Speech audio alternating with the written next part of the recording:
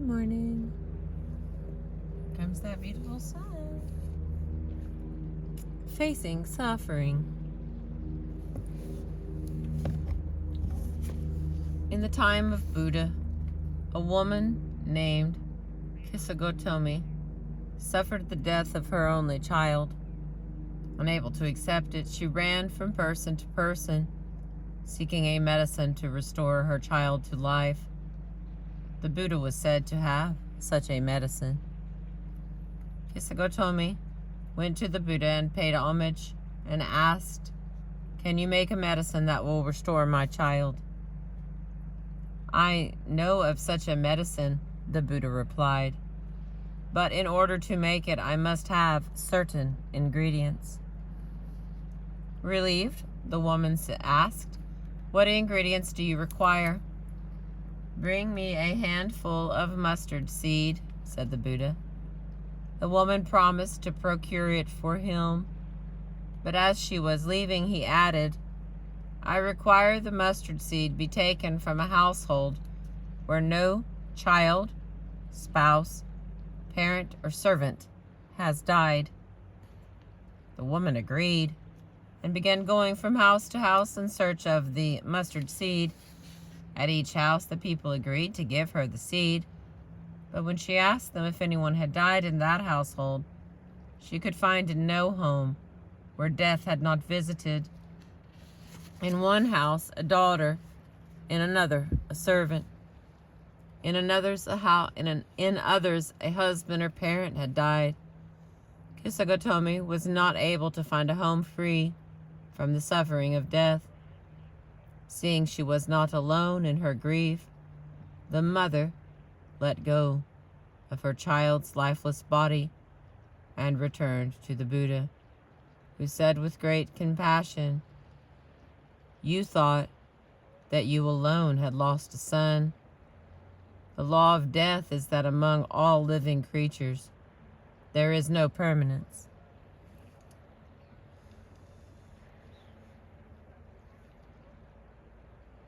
Kisagotomi's search taught her that no one lives free from suffering and loss. She hadn't been singled out for this terrible misfortune.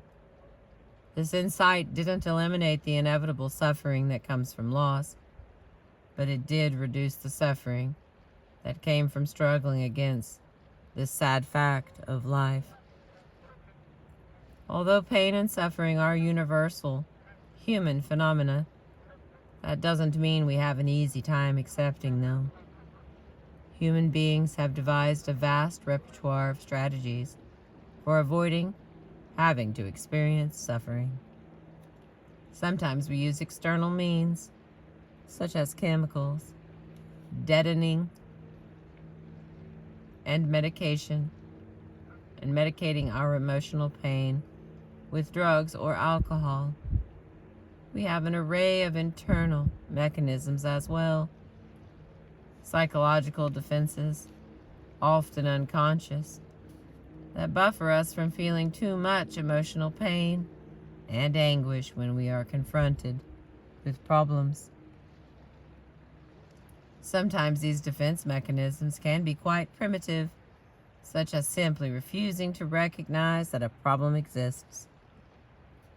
At other times, we may vaguely recognize that we have a problem, but immerse ourselves in a million distractions or entertainments to avoid thinking about it. Or we might use projection, unable to accept that we have a problem. We unconsciously project it onto others and blame them for our suffering. "Yeah, I'm miserable, but it's not me. That has the problem. It's someone else who has the problem. If it wasn't for that damn boss constantly giving me a hard time, or my partner ignoring me, or whatever, I'd be fine." Suffering can only be avoided temporarily, but like a disease that's left untreated, or perhaps superficially treated with medication that just masks the symptoms but doesn't cure the underlying condition, the disease invariably festers and worsens. The high from drugs or alcohol certainly eases our pain for a while, but with continued use, the physical damage to our bodies and the social damage to our lives can cause far more suffering than the diffuse dissatisfaction or the acute emotional pain that led us to these substances in the first place. The internal psychological defenses like denial or repression may shield and protect us from feeling the pain a bit longer, but it still doesn't make the suffering disappear. Randall lost his father to cancer a little over a year ago.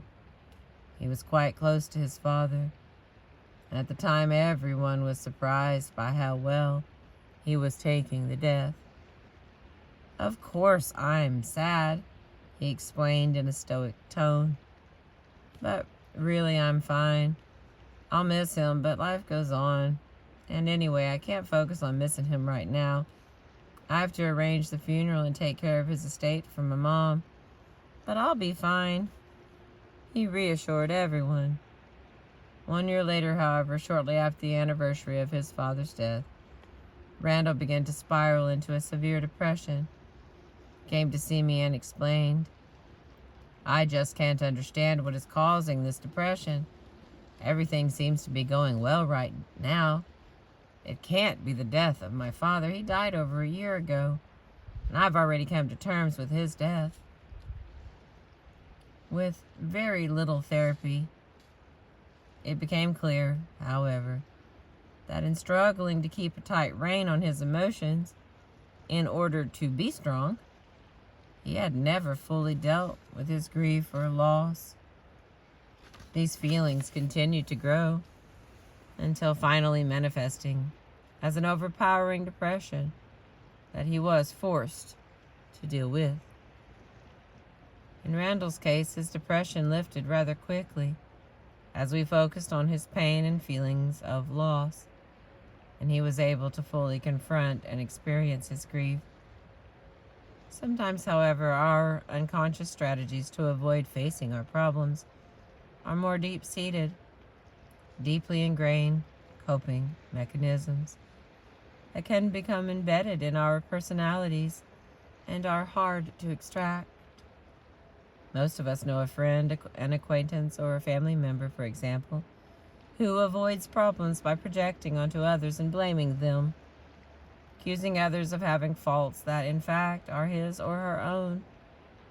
This certainly isn't an effective method of eliminating problems. However, many of these individuals are condemned to a lifetime of unhappiness as long as they continue in that pattern. The Dalai Lama detailed his approach to human suffering, an approach that ultimately includes a belief in the possibility of freedom from suffering, but starts with accepting suffering as a natural fact of human existence and courageously facing our problems head on.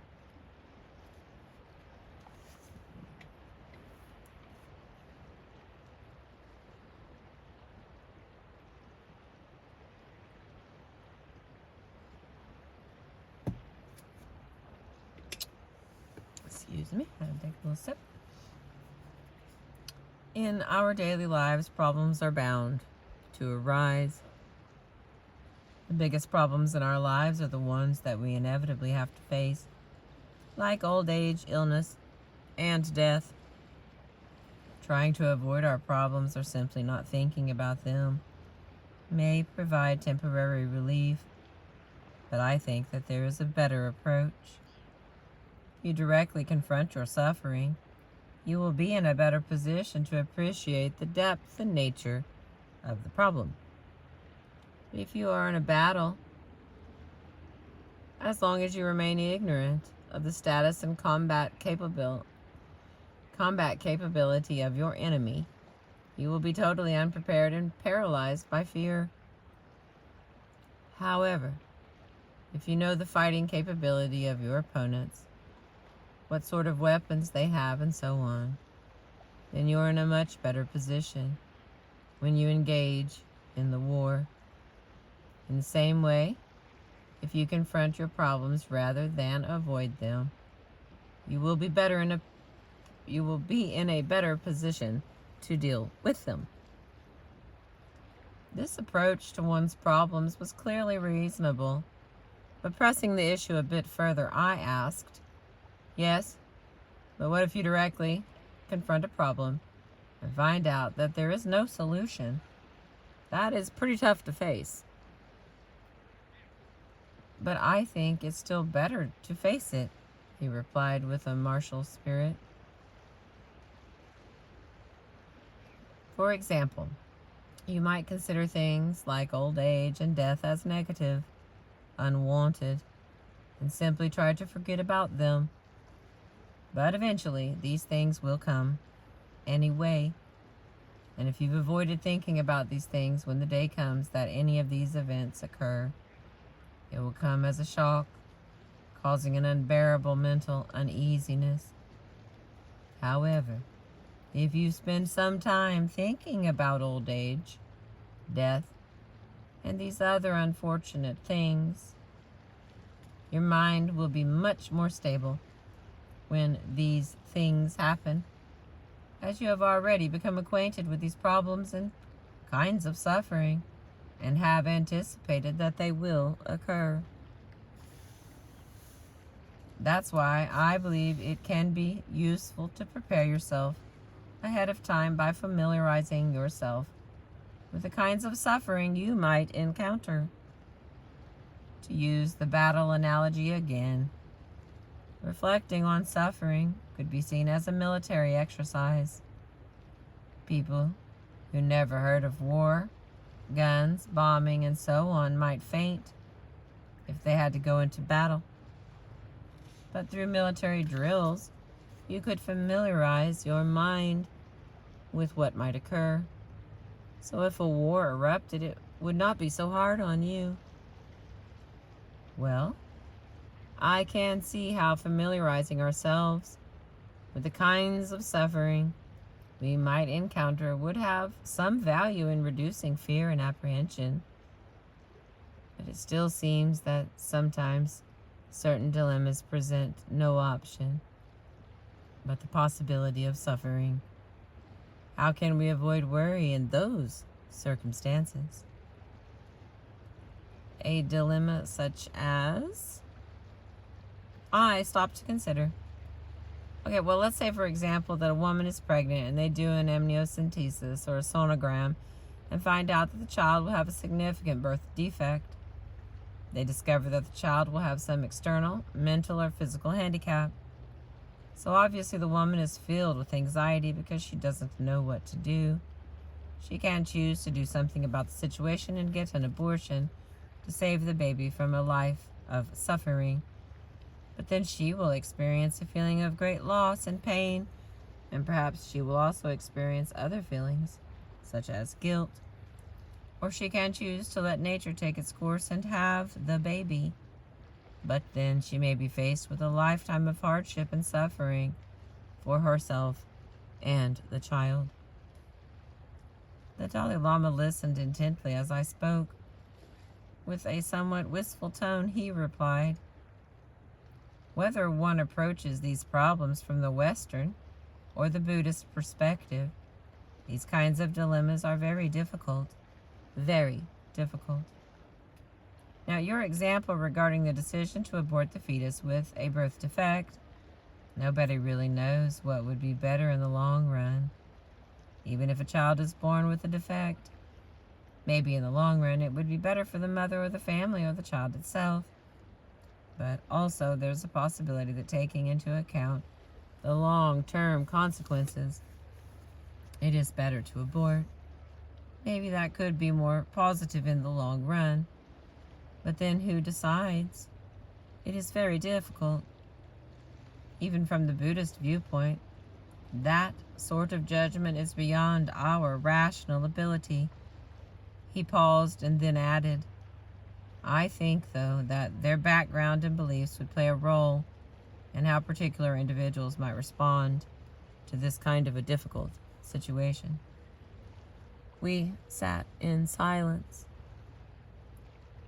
Shaking his head, he finally said, "By reflecting on the types of suffering that we are subject to, you can mentally prepare for these things ahead of time to some degree by reminding yourself about the fact that you may come across these kinds of dilemmatic situations in your life, so you can prepare yourself mentally.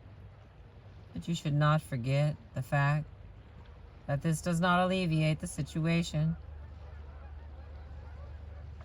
It may help you mentally cope with it, reduce the fear, and so on, but it does not alleviate the problem itself. For instance, if a child with a birth defect is going to be born, no matter how strongly you thought about it ahead of time, you still have to find a way to handle it. So this is still difficult."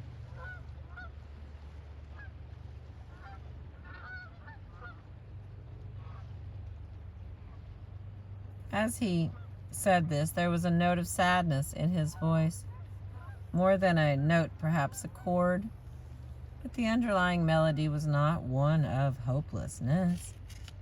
For a full minute, the Dalai Lama stopped speaking once again, gazing out the window as if looking out onto the world at large, then continued,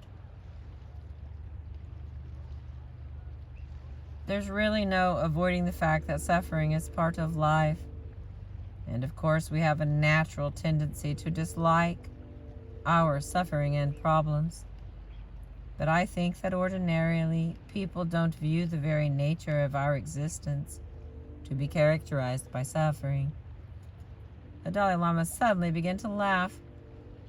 "I mean, on your birthday, people usually say, 'Happy birthday,' when actually the day of your birth was the birth of your suffering. But nobody says, 'Happy birth of suffering day,'" he joked. In accepting that suffering is a part of your daily existence, you could begin by examining the factors that normally give rise to feelings of discontent and mental unhappiness. Generally speaking, for instance, you feel happy if you or people close to you receive praise, fame, fortune, and other pleasant things, and you feel unhappy and discontent if you don't achieve these things or if your rival is receiving them. If you look at your normal day-to-day life, however, you often find that there are so many factors and conditions that cause pain, suffering, and feelings of dissatisfaction, whereas the conditions that give rise to joy and happiness are comparatively rare. This is something that we have to undergo, whether we like it or not. And since this is the reality of our existence, our attitude towards suffering may need to be modified. Our attitude towards suffering becomes very important because it can affect how we cope with suffering when it arises.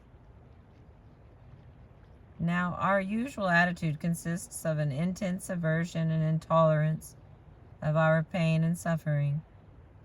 However, if we can transform our attitude towards suffering, adopt an attitude that allows us greater tolerance of it, then this can do much to help counteract feelings of mental unhappiness, dissatisfaction, and discontent. For me personally, the strongest and most effective practice to help tolerate suffering is to see and understand that suffering is the underlying nature of samsara. Samsara is a state of existence characterized by endless cycles of life, death, and rebirth. This term also refers to our ordinary state of day-to-day existence, which is characterized by suffering. All beings remain in this state, propelled by karmic imprints from past actions and negative delusory states of mind, until one removes all negative tendencies of mind and achieves a state of liberation. All right. For me personally, the strongest and most effective practice to help tolerate suffering is to see and understand that suffering is the underlying nature of samsara, of unenlightened existence. Now, when you experience some physical pain or other problem, of course, at that moment, there is a feeling of, oh, the suffering is so bad. There's a feeling of rejection associated with the suffering. A kind of, oh, I shouldn't be experiencing this. But at that moment, if you can look at the situation from another angle and realize that this very body, he slapped an arm in demonstration, is the very basis of suffering, then this reduces that feeling of rejection, that feeling that somehow you don't deserve to suffer, that you are a victim. So once you understand and accept this reality, then you experience suffering as something that is quite natural.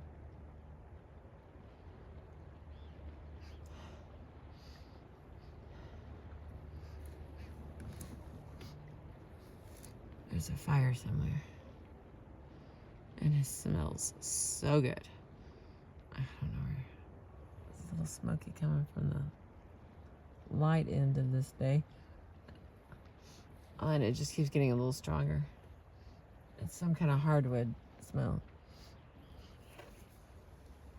I don't know if it's a little wildfire or if someone's just about to cook breakfast. But, oh my God, it smells so good. Okay. Back to the... Hey, we're almost done, actually.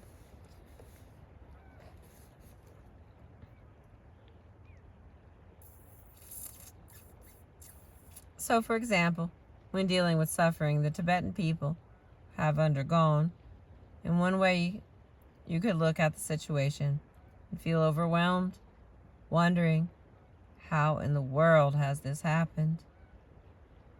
But from another angle, you could reflect on the fact that Tibet also is in the middle of samsara.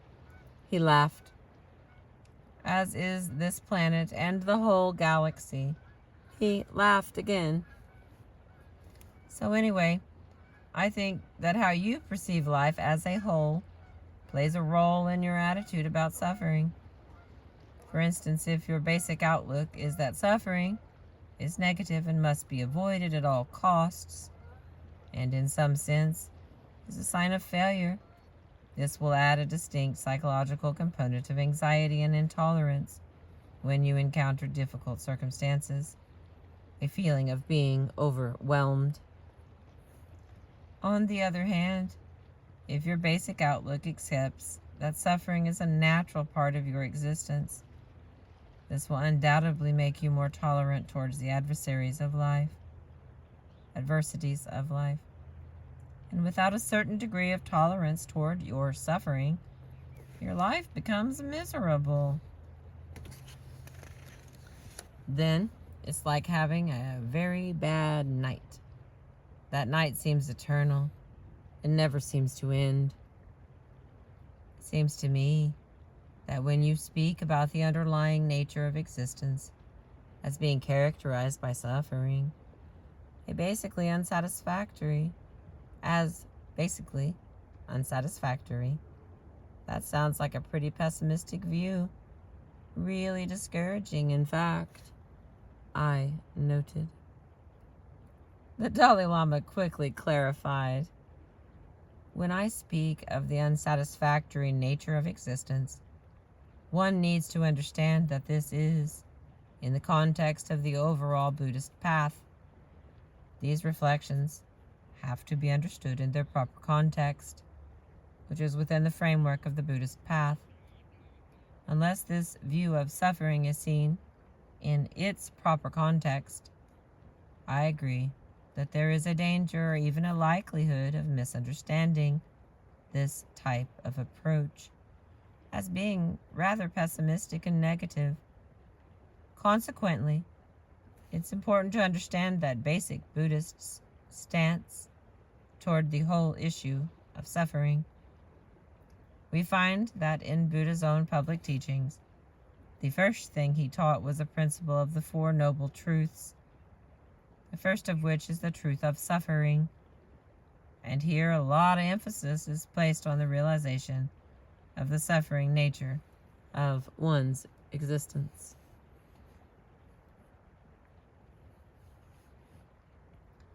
The point that has to be borne in mind is that the reason why reflection on suffering is so important is because there is a possibility of a way out. There is an alternative. There is a possibility of freedom from suffering. By removing the causes of suffering, it is possible to attain a state of liberation, a state free from suffering. According to Buddhist thought, the root causes of suffering are ignorance, craving, and hatred. These are called the three poisons of the mind. These terms have specific connotations when used with the Buddhist context. For example, ignorance does not refer to a lack of information, as it is used in an everyday sense, but rather refers to a fundamental misperception of the true nature of the self and all phenomena. By generating insight into the true nature of reality and eliminating afflictive states of mind such as craving and hatred, one can achieve a completely purified state of mind, free from suffering. Within a Buddhist context, when one reflects on the fact that one's ordinary day-to-day existence is characterized by suffering, this serves to encourage one to engage in the practices that will eliminate the root causes of one's suffering. Otherwise, if there was no hope or no possibility of freedom from suffering, mere reflection on suffering just becomes morbid thinking and would be quite negative.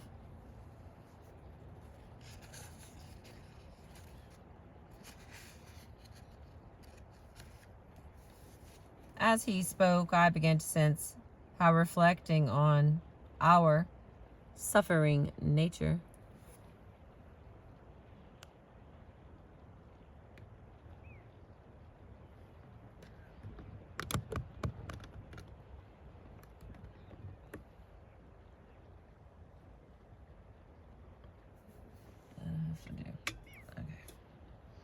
We have about 3 pages left, my friends. Stay with me.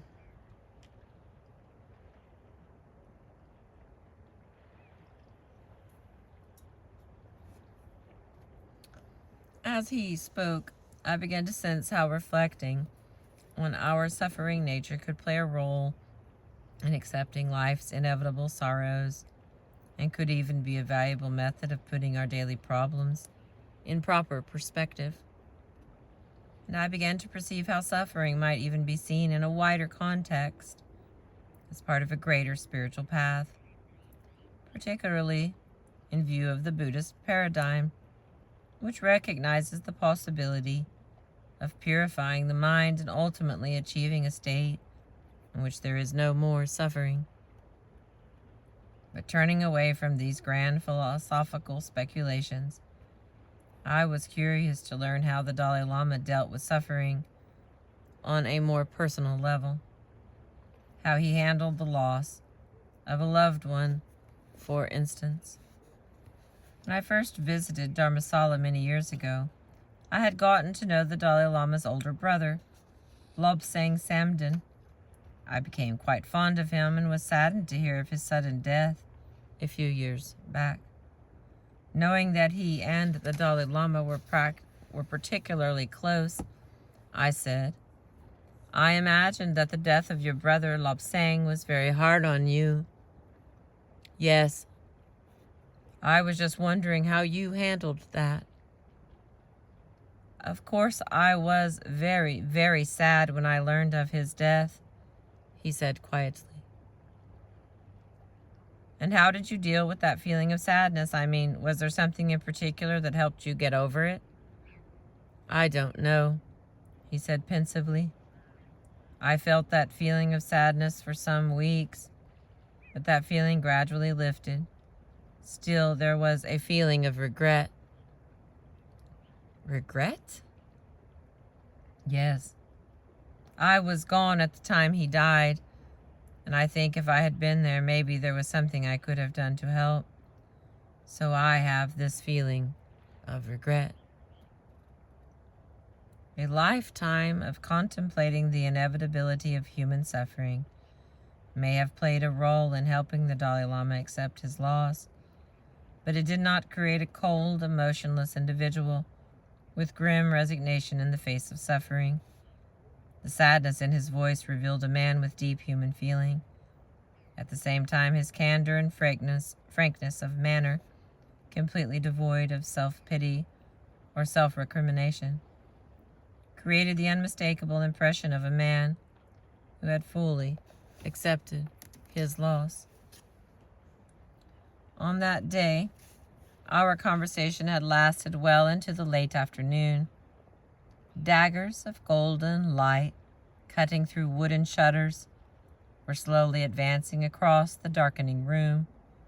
I sensed a melancholy atmosphere pervading the room and knew that our discussion was coming to the end. Yet I hoped to question him in greater detail about the issue of loss, to see if he had additional advice about how to survive the death of a loved one, other than simply accepting the inevitability of human suffering. As I was about to expand on the subject, however, he appeared somewhat distracted, and I noticed a cast of weariness around his eyes. Shortly, his secretary quietly entered the room and gave me the look. Honed by years of practice, it indicated that it was time to leave. Yes, the Dalai Lama said apologetically. Perhaps we should close. I'm a bit tired. The next day, before I had an opportunity to return to the subject, in our private conversations, the issue was raised in his public talk. An audience member, clearly in pain, asked the Dalai Lama, "Do you have any suggestions about how to handle a great personal loss, such as the loss of a child?" With a gentle tone of compassion, he answered, "To some degree, that depends on people's personal beliefs. If people believe in rebirth, then accordingly, I think there is some way to reduce sorrow or worry. They can take consolation in the fact that their loved one will be reborn. For those people who do not believe in rebirth, then I think there are still some simple ways to help deal with the loss.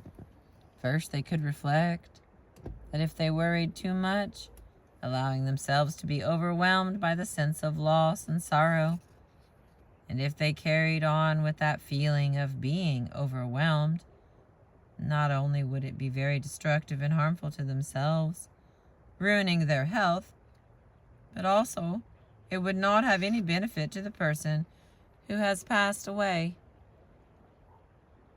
For example, in my own case, I have lost my most respected tutor, my mother, and also one of my brothers. When they passed away, of course, I felt very, very sad. Then I constantly kept thinking that it's no use to worry too much. If I really loved these people, then I must fulfill their wishes with a calm mind. So I try my best to do that.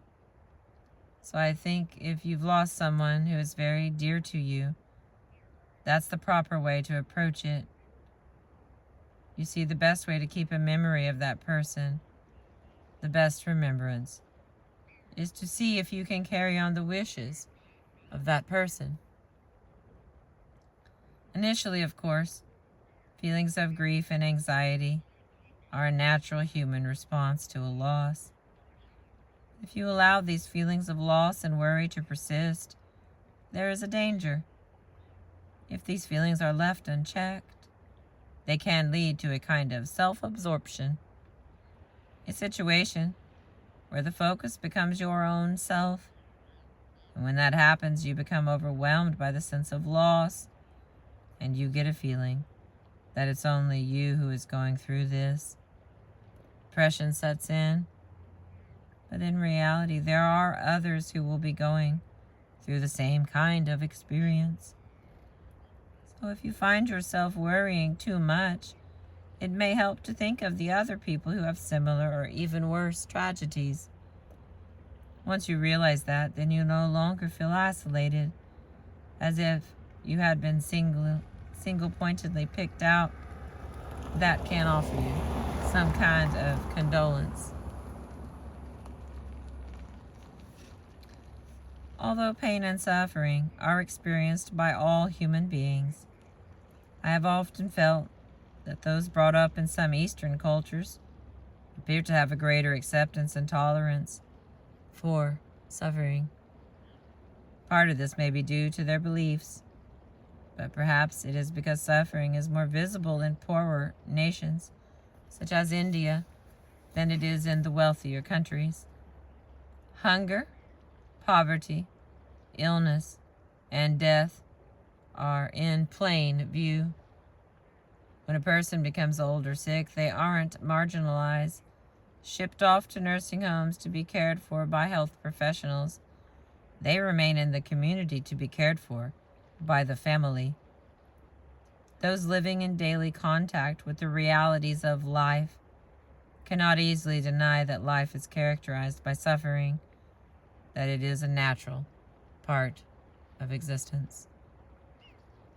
As Western society gained the ability to limit the suffering caused by harsh living conditions, it seems to have lost the ability to cope with the suffering that remains. You okay, bud? Studies by social scientists have emphasized that most people in modern Western society tend to go through life believing that the world is basically a nice place in which to live, that life is mostly fair, and that they are good people who deserve to have good things happen to them.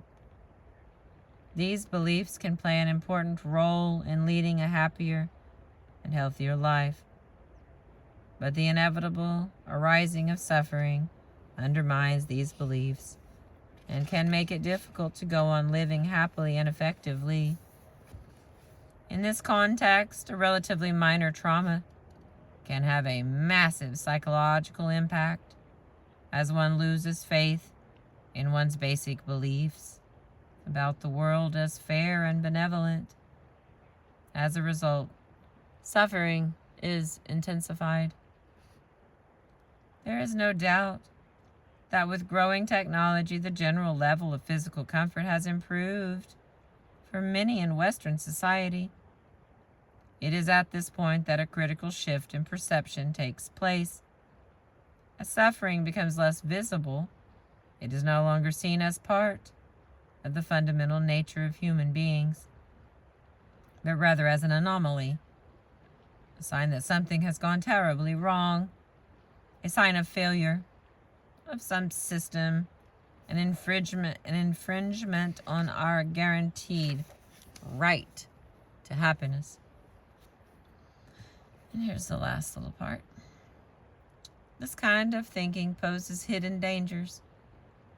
If we think of suffering as something unnatural, something that we shouldn't be experiencing, then it's not much of a leap to begin to look for someone to blame for our suffering. If I'm unhappy, then I must be the victim of someone or something. An idea that's all too common in the West. The victimizer may be the government, the educational system, abusive parents, a dysfunctional family, the other gender, or our uncaring mate. Or we may turn blame inward. There's something wrong with me. I'm the victim of disease, of defective genes, perhaps, at the risk of continuing to focus on assigning blame and maintaining a victim stance is the perpetuation of our suffering. with persistent feelings of anger, frustration, and resentment. Of course, the wish to get free of suffering is the legitimate goal of every human being. It is the corollary of our wish to be happy. Thus, it is entirely appropriate that we seek out the causes of our unhappiness and do whatever we can to alleviate our problems, searching for solutions on all levels: global, societal, familial, and individual. But as long as we view suffering as an unnatural state, an abnormal condition that we fear, avoid, and reject, we will never uproot the causes of suffering and begin to live a happier life.